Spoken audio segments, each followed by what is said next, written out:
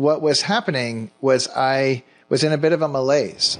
I had done quite a bit. I had written a handful of books. I was speaking in a lot of places, consulting and coaching on the heels of building a little business, and working up until then in day jobs internationally, doing some really fun things, married, happy kids, good home life, and had a sense of is this it? Like, is this as good as it gets? Yeah. And I found myself walking around Newport Beach with a buddy of mine, a guy named Tim, and he's a little younger than me, but was having his malaise early. And as I looked around at my friends and colleagues and just people around town, I realized there was a whole bunch of us who were in that seat, and it wasn't just men; it was women too. But there was a sense in which is this as good as it gets? Was kind of a common denominator.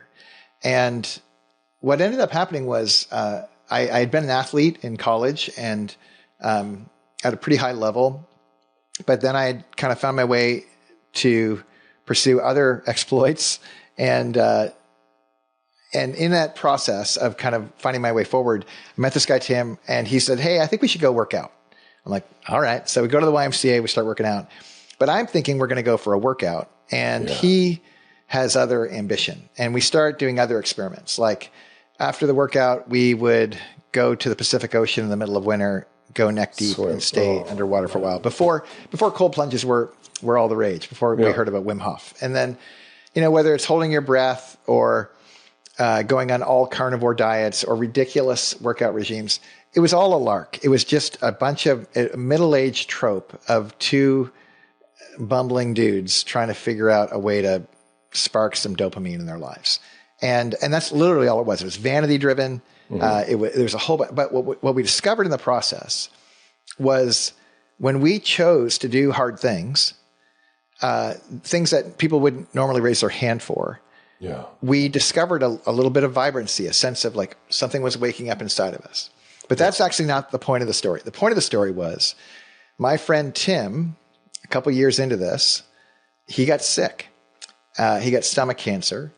And in the final year of his life before he died, what I witnessed was a man more alive than he had ever been in any year I had ever seen him. Wow. And I couldn't understand it while his body was betraying him, while he was about to leave his wife and two boys. And just the way he showed up in that season was remarkable to me. And as we talked, I mean, there's no question. He spoke of the centerpiece of his life was his faith.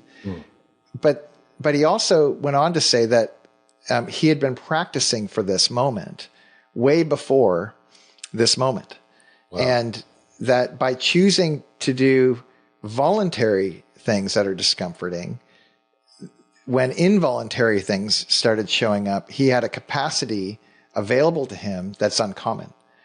And that's when I realized that we had stumbled onto something together. Gosh. And I began to try to articulate what that meant and codify things, build out a framework, invite others along. I discovered the community. If you're going to voluntarily suffer, do it together. You might as well do it with some people and make it a lot more enjoyable. And it turns out all my best friends now are people who I regularly suffer with. And it turns out there's a lot of ways to do voluntary discomfort that are very creative and not all physical. But what tends to draw people in is people wake up in their 30s or 40s or whatever, and they go, I remember when I was an athlete, or I remember when I had I saw what delayed gratification and discipline got me in one category, and I've given that up.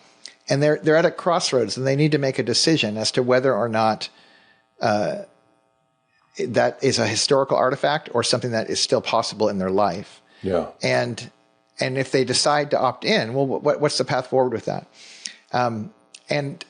It just turns out that physicality, embodiment is really probably what I would call it more, is the easiest way to get into being present and real with the reality that we live in. Wow. If you do it purely cognitively, it's kind of a mind exercise, but you can kind of do that in almost like a trance-like way where it's somehow disconnected from who you are as a whole person. And one of the things I like about the financial, intellectual, physical, relational, spiritual is so comprehensive. You're actually talking about the human condition. Yes. And and that kind of broadly faceted view of what it means to be a person, I think has to be accounted for. But of all those things, like I don't always have money. I'm not always the smartest guy in the room. I might not have all my best friends. I might not be in tune with God, but I'll tell you what, I have a body and I can't avoid it. And I find that this is the pathway into all five things. It just gives me a buy that. I buy that. And I think this is, if you followed any of my journey, I also used to think, I still think I'm a kind of an athlete. I don't know what it is about the human brain, but I mean, I still think of my body as if I'm a 25-year-old. And whenever I see England playing football, proper football, not your kind of football. No. Hey, Harry Kane I'm a fan. I'm a Tottenham fan. So I'm with you, brother. Well, I'm an Arsenal fan, so we got a problem. Well, bless your heart. We have to end this podcast immediately. It was good to meet you, Carl. Yeah. Take care. But here's the deal. I still watch England play and think I could put in a shift.